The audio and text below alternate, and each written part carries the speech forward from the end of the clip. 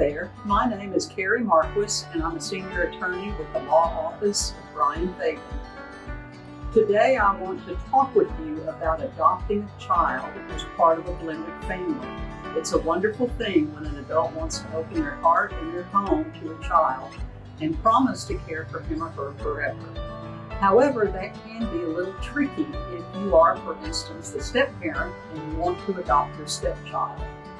So if the child is wanting to adopt, needs to have only one living biological parent. Unfortunately, that is not always the case. If your stepchild, has two living biological parents, then the other biological parent would have to give up his or her parental rights. Depending on the situation, some parents are willing to do this, but sometimes they aren't.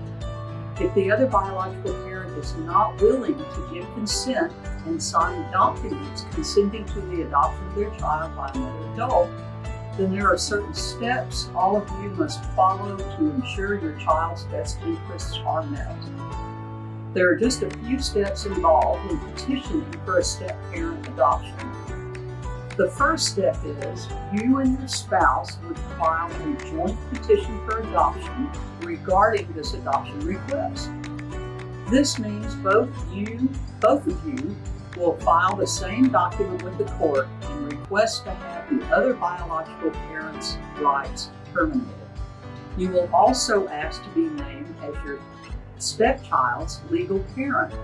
One of the first steps in this process will be the judge appointing a social worker or an entity to begin a social study of your family. A social study is a fairly common practice for different family law cases. An independent third-party social worker or professional will be appointed to your case. He or she will conduct interviews with all the relevant parties, review the nature of the relationship between your stepchild and the adults in your home, and inspect your home for a healthy living environment. A social study can, at times, feel a bit intrusive and uncomfortable. However, the judge must learn as much as possible about your home life. Next, an attorney will be appointed to represent your stepchild's interests. Many parents will take issue with this step, believing they represent the best interest of their child or stepchild already.